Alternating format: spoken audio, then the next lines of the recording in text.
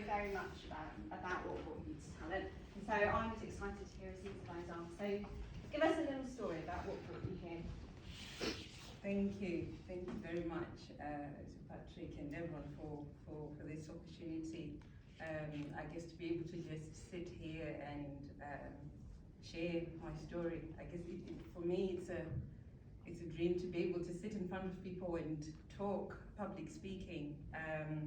So even though I'm very nervous right now and I feel like my heart is like you're amazing. Boxing up, inside my chest. You're amazing. But I'm just I guess taking it all in. So if you see this paper shaking in my hands, I just had Don't worry. to be here. I've been there. So I guess for me, fear has run my life for a long time. Being that small voice that told lies about who I was, that I don't belong to certain spaces, that I wasn't good enough, proceeded to cheat me out of opportunities that were positive for me. So for me, feeling like I don't have anything to say that's worth listening to, or what would people think if you were out there saying things. So my first memory of being fearful was when I was aged 11 or 12 at primary school during a play. I was backstage. It was my turn to come out on stage and say my lines. I froze. I froze in fear. The other kids on stage were looking at me, cueing me to come on stage. I knew I needed to go on the stage, but I felt like I could not move. It was like my thoughts were playing double dutch in my head, like, should I go now? No, no, now, no. Until the other kids improvised and the curtains came down. My heart was pounding, my arms were sweating. I felt like I'd let the others down. Walking off stage, I remember people asking me, were you not supposed to say something? Were you not supposed to go on stage? And I remember just smiling nervously and walking off. I'd let fear take over me, and I could not go on stage. So what I missed out on the other side of that fear was the case of feeling of achieving something with the cast, the joy and the excitement. Fast forward to Patrick asking me to speak at this conference today. The fear came knocking back down again. I'm sorry. I remember reading his email and immediately I panicked, I walked off my desk thinking, what, me? Why would he want me to speak? I've got nothing to say. Why would anyone want to listen to me? There was nothing special about my journey, I thought. I didn't even respond to his email because in my head I was still... That's normal for me. The fear was still taking over. And then the next day, I remember thinking to myself, well, why not me? I thought to myself, I can share my experience and then maybe, just maybe, one person might be inspired by my journey. I then emailed him back and I said, yes, I'll do it. Even with the fear, I'll still do it. I hit the send button, closed my laptop and walked off. I walked off. So for a long time, fear had me believe that I was that girl who did not belong in certain spaces. I was not good enough. I had no business being there. I was worried about what people would say and what they might think. Not even knowing that most of the time, people are not even thinking about you, that they're busy worried about themselves and what they're going through as well. So I played it safe, and small. I didn't draw attention to myself. This is how I ended up staying in a job that I did not like for a long time because it was comfortable. I knew my way around my job, even though it was stressful. And I wanted to do something different. And also I knew too well as well that I was afraid of the unknown. It was easier, it was safer to stay. So however deep down, I always felt like I was meant to do something different, but I could not articulate it. I had big dreams, you know, and I was almost too shy to speak about them. I like what Slavia Jai Jones said, like, I wanted to drop kick imposter syndrome in the face. I was worrying about whether I was good enough or I belonged in some spaces. I wanted to change. I was afraid of failure and wasting time. I was also afraid of potentially being successful in the expectation of that. You know, fear of success is real. So one day I realized that what I had been doing was not serving me, living my life in the shadows of my fear. I decided that for me to get the results I needed to do something different. So I like the quote by Albert Einstein, who says the definition of insanity is doing the same thing over and over again, expecting a different result. So for a long time, I had lied to myself that somehow things would change, things would improve over time without me making any drastic changes. But I was wrong. I needed to make the change I wanted in my life. So through a lot of reading, a lot of working on myself, I came to realize that fear is an absolute enemy of progress. It is a lie and a cheat. That's how I choose to look at it anyways. It had stopped me many times from doing the things I was meant to do, things that would make me grow. So I would say I'm more aware of when fear starts to creep in. I ask myself, what is on the other side of fear? What would it mean if I pushed myself through this? If the answer to those questions is growth, positivity, impact for myself and others, then I challenge myself. I push myself to do the things that are fearful for me. Because the more I've chosen to do that so far, I realize the positive things that lie ahead for me.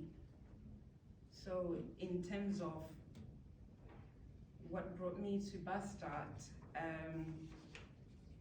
I signed up in December 2020 because I was looking to make changes in my career, in my life.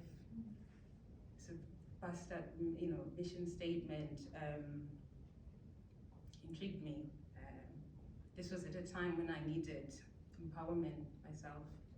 I was going through major changes in different areas of my life.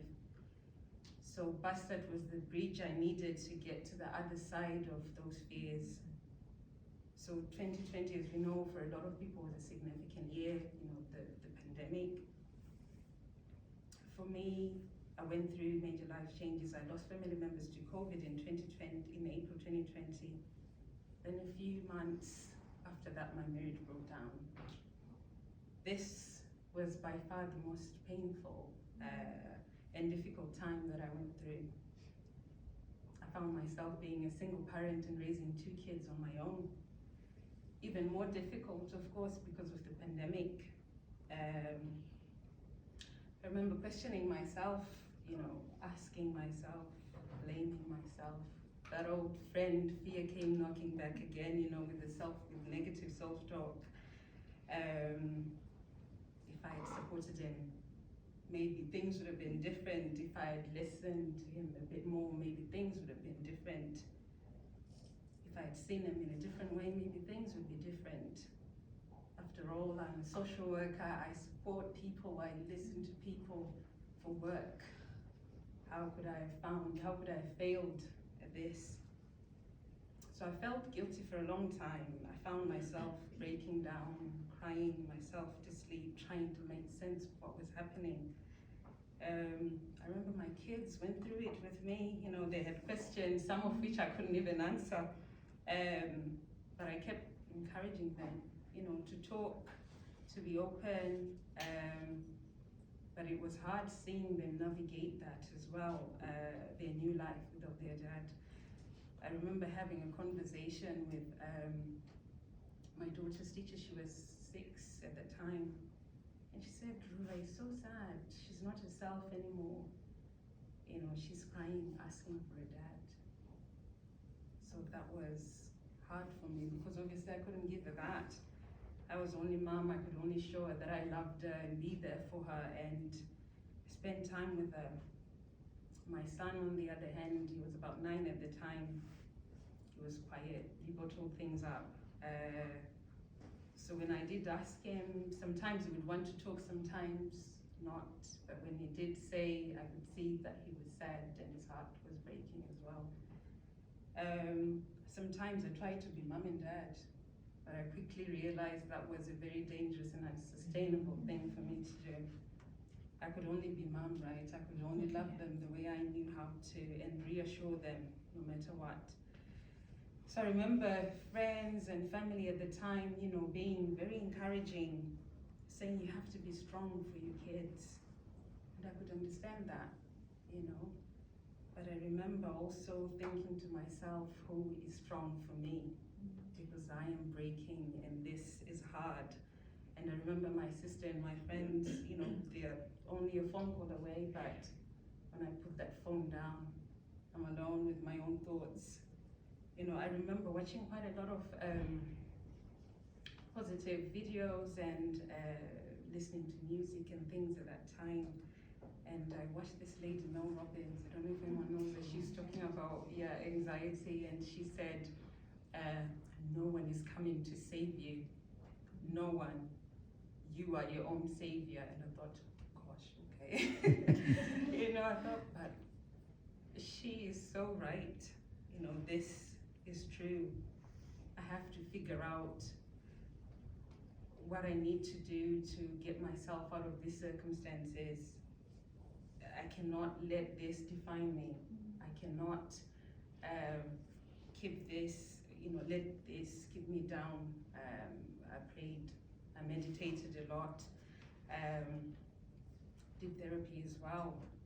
It was a slow process, you know, it wasn't easy, like 1, 2, 3, very slow process.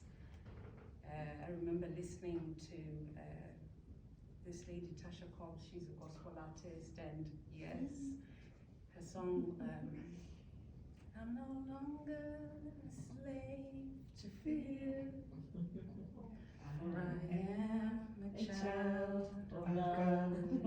You know, and and another one, you know my name. I believed that. I held on to it. You know, I kept thinking I was meant for more. I have to. There's something that I have to do besides this, and this situation is not going to define me. I was listening to Tony Robbins as well, and he says that sometimes life happens for us and not to us. You know, and I started to think to myself, what if, just what if this horrible, painful circumstance that I'm in, that I'm finding myself in right now, what if there's a lesson in there for me? What if I'm meant to grow from this somehow? During this whole time, I was off work from June 2020 to October. Now I'm very grateful and fortunate that I was in an employment, that I was able to actually even have the time off and still be financially okay, because I know that if finances had been a difficulty as well on top of everything else, it would have been difficult. So eventually I went back to work, but I quickly realized that I wasn't happy at work. Emotionally, it was stressful for me. Yes, I was supporting people who were at the height of their mental health crisis to be able to get support for themselves.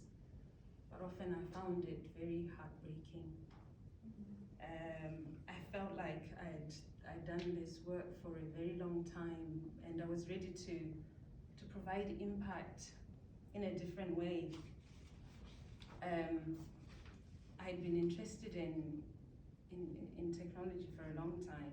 In fact, my first degree was in applied psychology and computing, all about how humans interact with technology. I'd made attempts to find a job after the course, but I quickly gave up. I decided to study social work in 2006 instead. And at the time, there was a demand for the social work role. There was job security as well. As an immigrant, that was very important for me at that time. I did the course, I found a job. I stayed there for many years. That old friend fear came knocking back down again whenever I had thoughts of changing careers. It would say things like, it's been a long time since your course, technology has moved on. Will you know anything about technology? The younger students coming out of university who are probably more knowledgeable than you, they will probably be hired instead of you. And by that time as well, I had a family. You know, it was even more difficult to think of changing careers because it wasn't just about me anymore. I had kids. So I stayed in social work for 12 years. So when I tell you that fear ran my life, it held me hostage sometimes. But in 2020, after all that loss, I suddenly felt like it was now or never. I had to do something. I had looked at changing careers previously, but it was either too expensive or the course content didn't resonate with me. So I remember at the end of November 2020, someone sent the link, to WhatsApp group to the different boot camps that the government were funding, because of course then COVID had exposed that a lot of companies and organizations were not digital ready. I remember reading through the different providers, and I came to BuzzStart and read the mission statement and the modules that were going to be taught, and I thought, this is it. This is what I've been looking for a long time, but I was not able to articulate an environment with other women encouraging each other to be able to get into tech roles. I had to do it. So at that time, I was working Monday to Friday, 9 to 5, and I'd gone back to work on a phased return because the service that I used to work in was out of hours, so anything between 3 p.m. and 9 a.m., so nights, evenings, weekends, afternoons, and bank holidays. So I thought to myself, well, if the teaching is going to be during the day, 9 a.m., I need to be on a Zoom session, and I'm working 9 to 5, how am I going to handle it? How would I manage? Fear again came, would you be able to do it? Maybe it's best to leave it until a later time.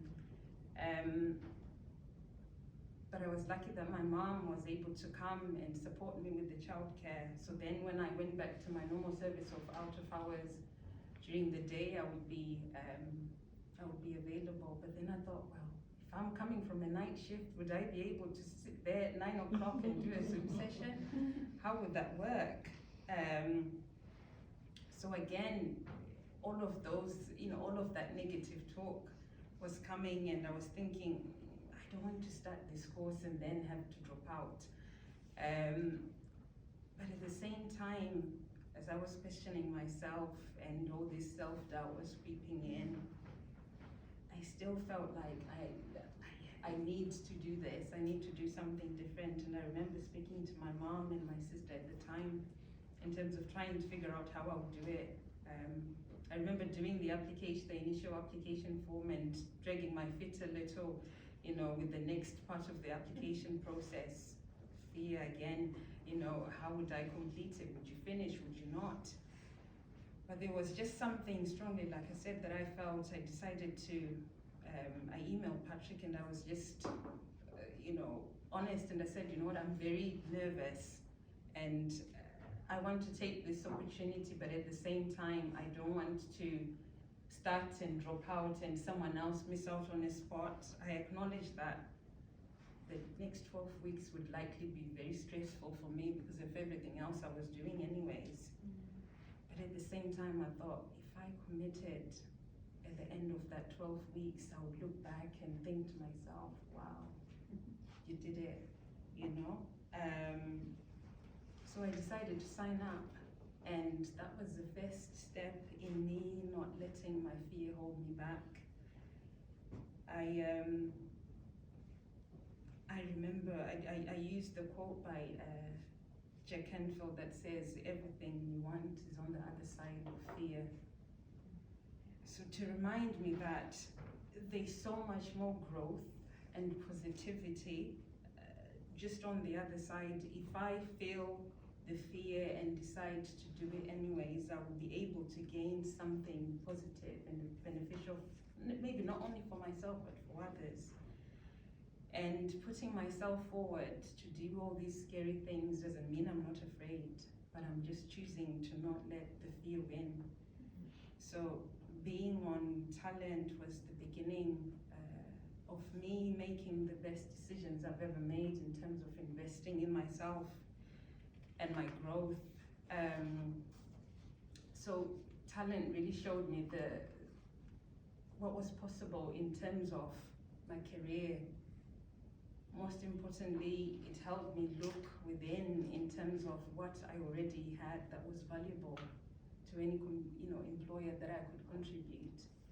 It helped me realize that I could look at my passions, my goals, my values, and find the right environment that would enable me to grow as a person and also be able to contribute to the organization. So shout out to all the BuzzStart tutors really in terms of the work, especially the employability side of it.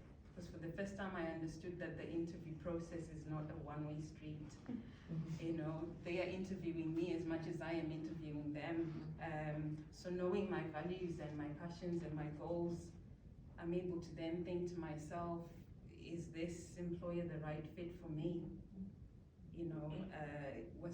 Is the organizational culture right for my growth? Will I actually be happy and healthy in this organization? So I gained a lot more than digital marketing skills. The big shift in my mindset was the biggest gain for me. So I understood that I was also a powerful human being with something important to offer any employer. So I wanted a role in something like user experience or customer journeys or product design, but at the same time I wasn't willing to take a pay cut as a single parent and go into an entry-level role. So I continued to work as a social worker, but also continued with my self-education. I networked, as a result of talent, it just kind of opened my mind in terms of the possibilities of being in the right environment for what you want and being open to those opportunities. So I was introduced to a lot of different women who supported me and showed me different resources that would be helpful, in terms of my career path. So I ended up signing up for another course as well after that in business analysis and project management, because it offered project work experience as well, which I needed for employment. So I completed that this February, just gone, but I'd started applying for roles. I think most of 2021 I'd been applying for roles, but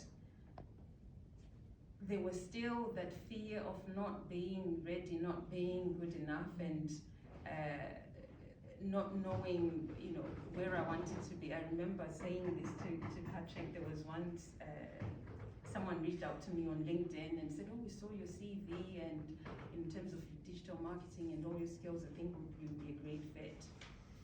Yeah, again, I thought, what? Me? What? No. I said no, and I turned down that opportunity because of fear, because I didn't feel I would have been able to do it. But I started sending, and I'd been sending out applications just haphazardly to different employers instead of just zoning in what I wanted to do. So end of December, I said to myself, I need to just focus. What is it? What is the role that I'm looking at here?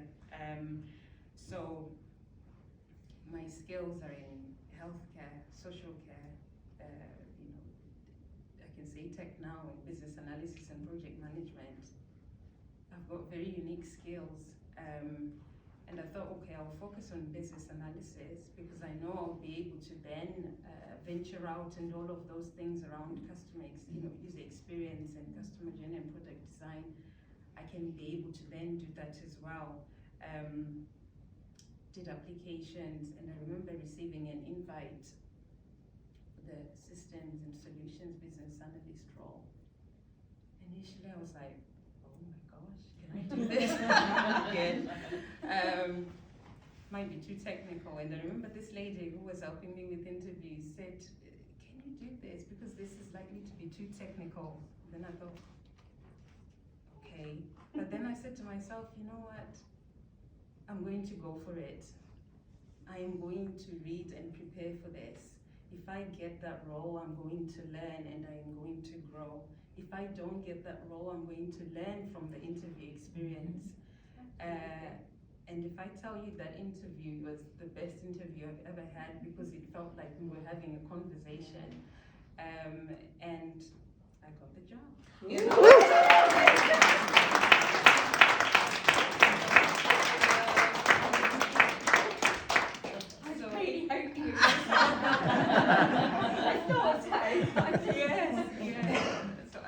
I got the job, and so what I now know deep within myself is that it is very normal to feel fear, but now I trust myself more, and I can use that fear to be the fuel that I need, to get through to the other side where growth resides, because I know that I can do anything and anything is possible as long as you are open to new opportunities.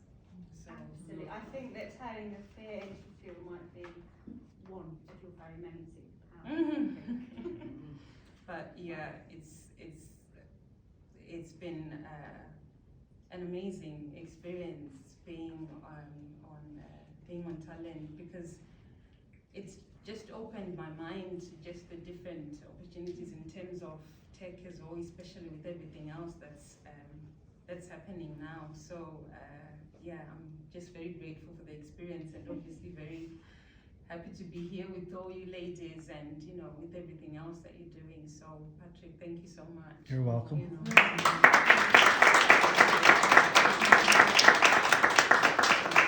Can I just say that that's like, I don't know about anyone else, but that's one of the best, if not the best, public speeches I've heard in my life.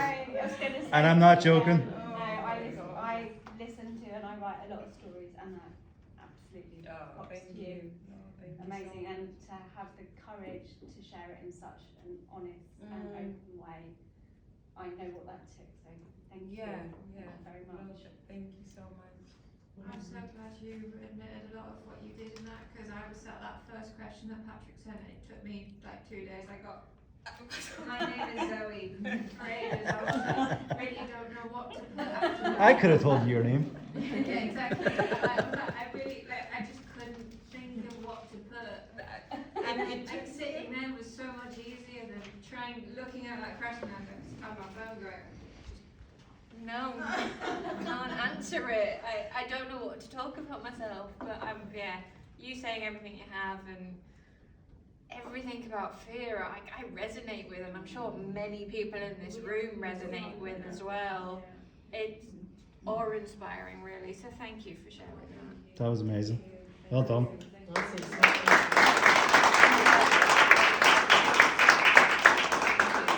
I would just say as well,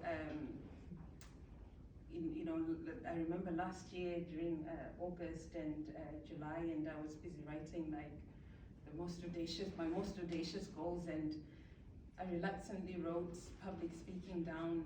And I say reluctant because in my head I was like really fearful of it coming true, and then what would happen after that. And then but when Patrick even asked, I totally forgot I'd written it down.